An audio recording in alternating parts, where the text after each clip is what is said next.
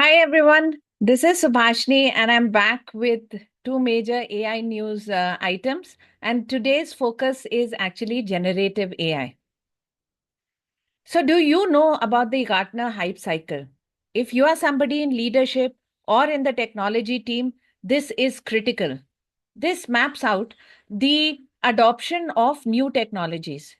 Yes, let's look at what are the stages in new technology adoption. So, as per Gartner, and everyone knows Gartner, the hype cycle is a graphical representation which tracks the maturity, adoption, and social application of emerging technologies. It helps businesses and leaders understand how innovations evolve and their potential impact over time. So, what are the five phases? There is the innovation trigger when a new technology breakthrough generates interest. Early stage development creates excitement. Everyone's buzzing. Peak of inflated expectation. In this stage, the technology gains publicity, leading to over enthusiastic expectations. There are some successes, but failures are more frequent. The third stage is the trough of disillusionment. Disillusionment. This is when interest wanes as experiments and implementations fail to deliver expected results. At this stage, many companies abandon the technology or scale back investments. Fourthly, there is the slope of enlightenment, where real world use cases emerge and companies begin to understand the technology's practical applications and adoption accelerates. Finally, there is the plateau of productivity when the technology becomes mainstream with proven benefits.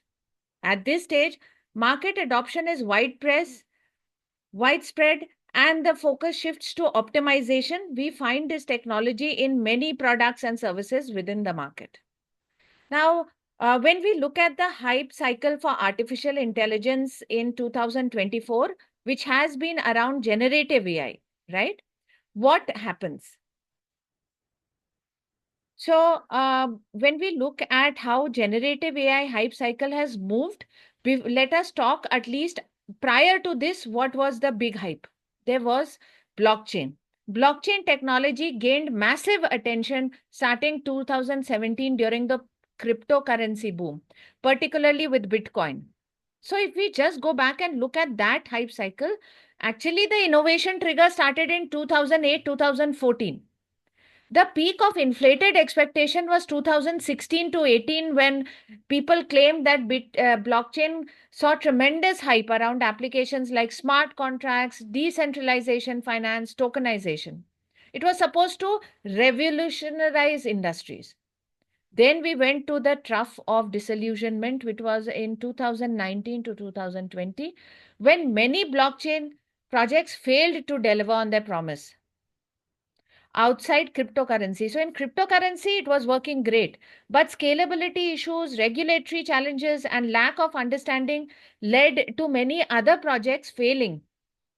Then we came to the slope of enlightenment. So in 2021-23, real world use cases like cross-border payments, NFT marketplace, supply chain tracking, it began to emerge.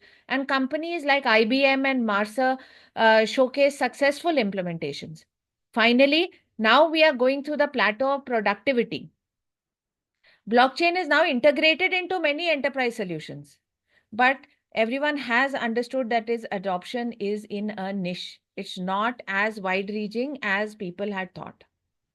So, how will generative AI's hype cycle move? Well, generative AI's hype cycle is also going to move in a very similar way. So when we focus on Gen AI, what do we find? That Gen AI has passed the peak of inflated expectation. It has hit the peak of, the trough of disillusionment. So next few years, a couple of years at least, we can be reasonably sure that we will see a lot more activity in the regulations, legal items, in frauds being committed with Gen AI, leading to fear and risk understanding in the market. And only by around early 2030 will the real productivity from generative AI become widespread. with significant economic and operational impact across multiple industries. So, what are we really saying? We are saying that Gen AI is here to stay. However, for every organization to use it may still be a distant dream because there are a lot of regulatory changes, there are a lot of scalability issues, there are a lot of risks related to Gen AI which are still not well understood. And these are actually going to form the bulk of the work around Gen AI in the next few years. Okay. Therefore, before we go there, let me just conclude that Gartner's hype cycle highlights show that there are other areas of AI also which will be of focus, which is autonomous AI for minimal human intervention, developer productivity through AI augmented tools, and human-centric security for privacy-focused innovations. And these are exactly the themes which even McKinsey has put out in its report titled What's the Future of Generative AI? So, generative AI has seen massive hype, it has seen early adoption, it has seen security concerns, and now where are we going to go?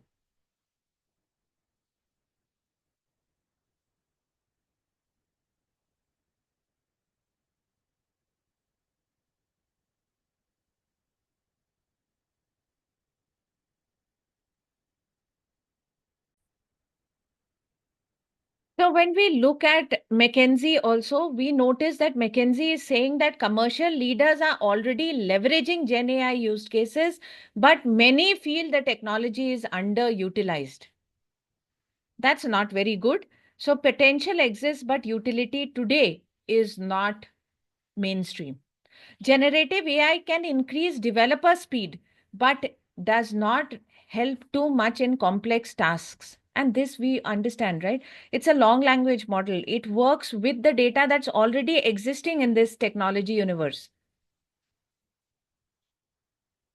Gen AI represents just a small piece of the value potential from AI. So, Gen AI is a hype. What else, therefore, should be the areas of focus? So, two big areas of focus, which even Gartner has said, and so has McKinsey, is AI engineering, which focuses on the design and deployment of artificial intelligence systems that are scalable, reliable, and ethically aligned. It involves integrating machine learning, software engineering, and systems thinking to operationalize AI for real world applications. And some um, trends in this space is ML ops for streamlining AI lifecycle for deployment and monitoring of AI models, explainable AI, including transparency in AI decision making process, AI ethics, implementing frameworks for fairness, accountability, edge AI, running AI models on devices on the edge like IoT devices, and AI in infrastructure, which is automating network monitoring, cybersecurity, IT operations. Now, the key industries which adopt AI engineering are finance, healthcare, autonomous systems, and telecommunications. And the organizations like Google and Microsoft are leading this push for robust AI engineering practices. The second big area is knowledge graphs. Knowledge graphs represent relationships between data entities in a structured way.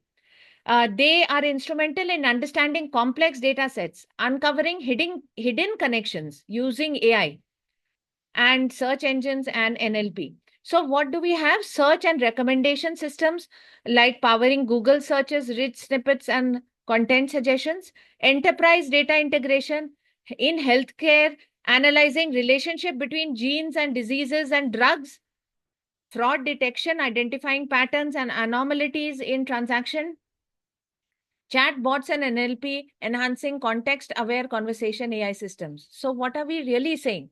We are saying that recent advancement emphasize automated knowledge graph construction using AI to parse unstructured data and infer relationships along with scalable graph databases.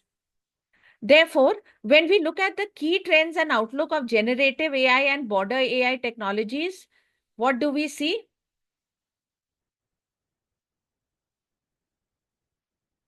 We see AI adoption across domains, And the themes are autonomous AI, developer productivity, and human-centric